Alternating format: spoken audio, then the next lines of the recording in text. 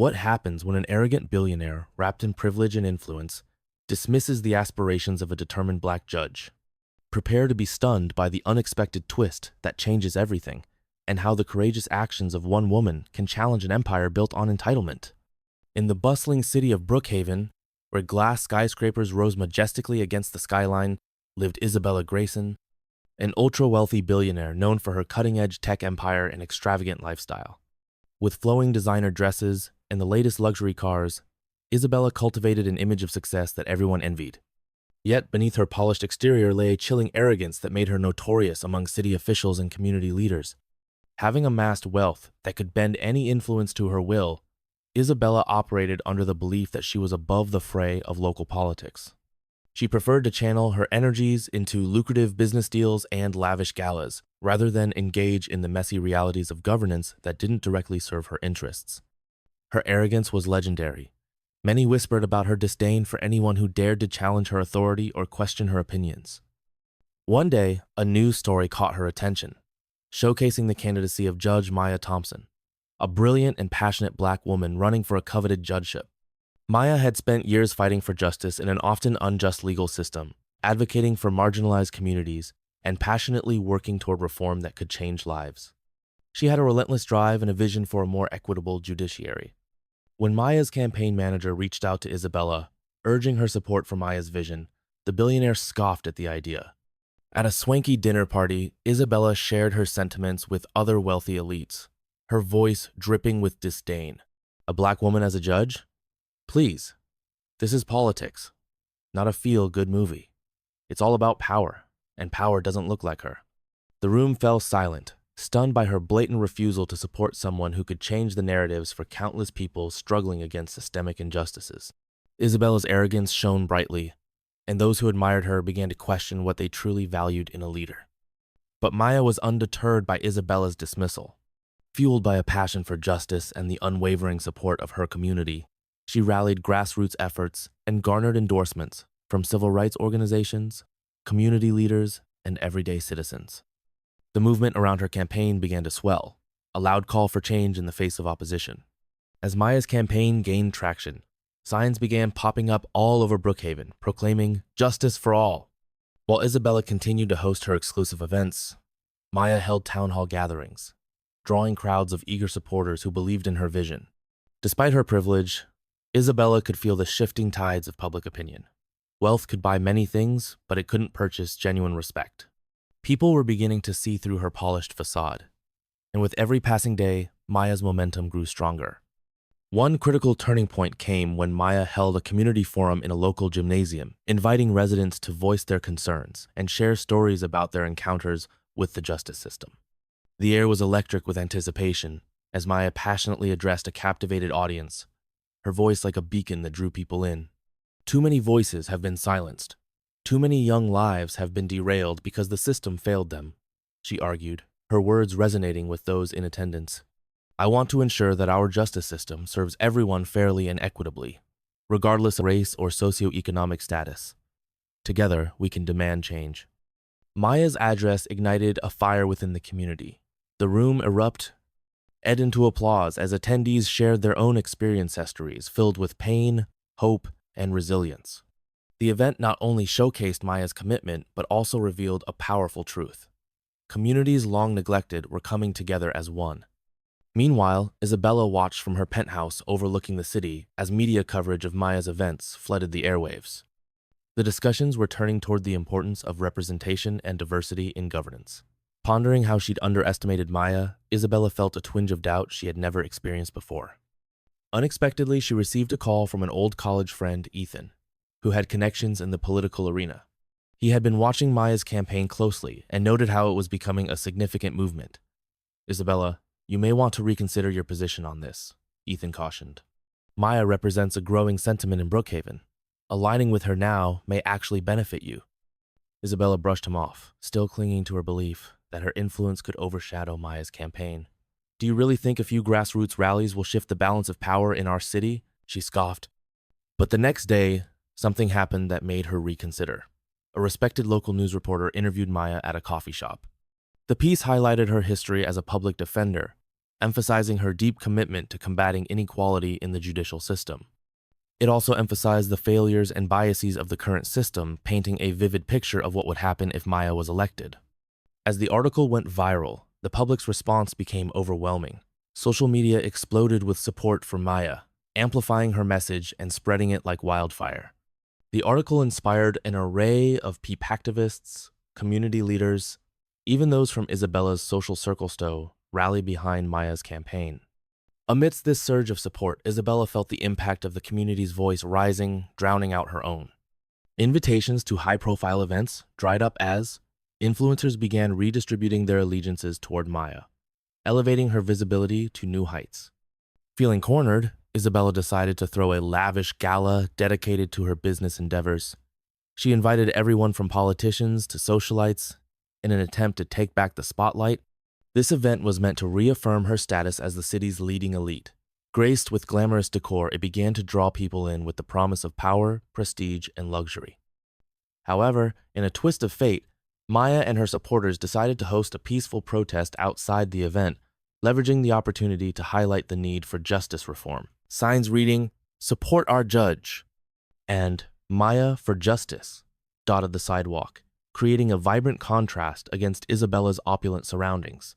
As attendees entered the gala, they were met with the energy of the gathering crowd. Many were caught off guard, forced to confront the very real issues that were being raised just beyond the gilded walls of Isabella's event. Curiosity replaced their indifference. Conversations about the need for change began to echo inside the gala. Isabella, now feeling the pressure, found herself being questioned by reporters who hovered in the vicinity.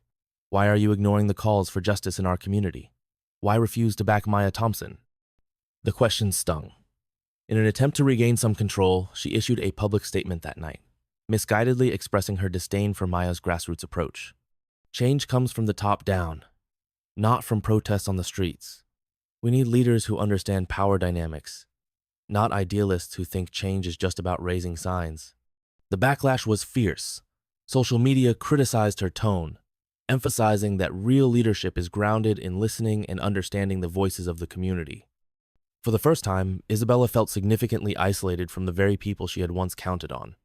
In the depths of her denial, however, some things shifted within Isabella. She started to question her values and the path her life had taken. Maya's influence began to seep into her consciousness, provoking her to reflect on her own choices. Amidst the chaos of the gala and protest, Isabella felt a deep sense of loss for something she had never embraced: connection with the people around her.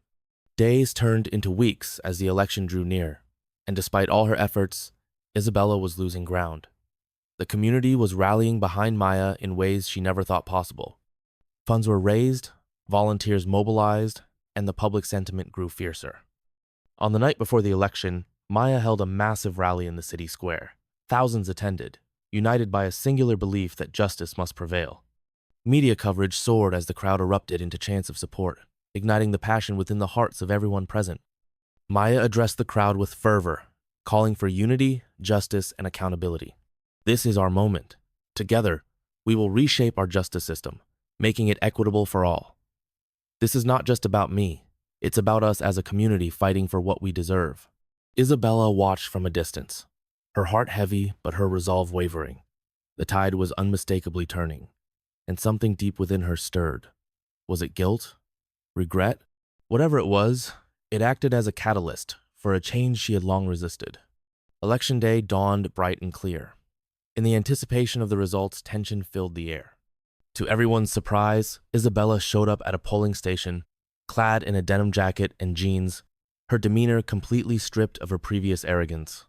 With tears welling in her eyes, she said to the reporters, "Sometimes we need to confront our own biases and imagine a future that includes everyone. I'm here to support real change." This unexpected turn of events sent shockwaves through both camps. Maya's supporters were stunned, while Isabella's acquaintances were baffled by her sudden shift in tone. The public began to speculate about her motives. Was she seeking redemption? Was it merely an attempt to salvage her reputation before the results were announced?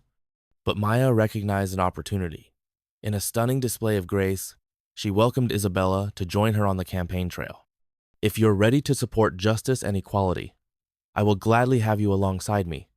But know that this journey requires true commitment," Maya said during an interview. As vote tallies streamed in that evening, exhilaration engulfed Maya's supporters. Every update showcased her lead. Finally, it was confirmed. Maya Thompson won the judgeship, making history as the first Black woman to hold that seat in Brookhaven. Cheers erupted across the city, and Maya took to the stage, filled with emotion as she celebrated her victory with the community that had lifted her up. The crowd chanted her name, and the sense of togetherness filled the air with hope. In a surprising move, Maya called Isabella up to join her. The crowd hushed, curiosity filling the atmosphere. "Today, we celebrate not just my victory but the power of transformation," Maya declared. "Even amidst our differences, we can find common ground. Let this be a moment where we all commit to justice and equality." A standing ovation melted the tension as Isabella stepped forward, tears streaming down her face. "I was wrong to dismiss your candidacy, Maya. I see now what true leadership means. I want to help the community and learn from you." The two women embraced as the crowd erupted in applause, a blend of disbelief and optimism filling the square. It symbolized a new beginning not just for them, but also for the city of Brookhaven, where walls of division began to crumble. In the weeks that followed, Isabella immersed herself in community initiatives, actively participating in outreach programs that focused on social justice, education, and economic empowerment for marginalized communities. The billionaire, once known for her arrogance, now used resources to support initiatives that aligned with Maya's vision of equitable justice. Maya's judgeship ushered in a new era of accountability in Brookhaven, leading to reforms that addressed systemic inequalities. Together, Maya and Isabella created programs encouraging partnerships between law enforcement and the community, fostering dialogue and trust. As time passed, their unlikely alliance served as a reminder to the community about the importance of humility, inclusivity, and advocacy. They personified the belief that even the most unlikeliest of partnerships can flourish when individuals commit to challenging their own biases and working together for a shared purpose. Years later, both women stood on the steps of the Brookhaven courthouse, addressing a crowd gathered for the anniversary of Maya's election. Their remarks reflected on the progress made and the battles still to be fought, but the journey they had shared created a bond and unshakable commitment to ensuring that the voices of the community were heard and valued. What began as a clash of ideals turned into an opportunity for transformation. Maya proclaimed to the audience, "Together, we have proven that the pursuit of justice cannot be achieved alone. It requires the courage to listen, to unite, and to strive for understanding, no matter our backgrounds." As the crowd erupted in applause, Isabella glanced at Maya, her heart swelling with pride. They had reshaped the narrative in Brookhaven, creating a just future for generations to come. Their story would serve as a powerful lesson that real change is not just about power dynamics, but also about human connection, vulnerability, and rising above one's ego for the sake of the greater good.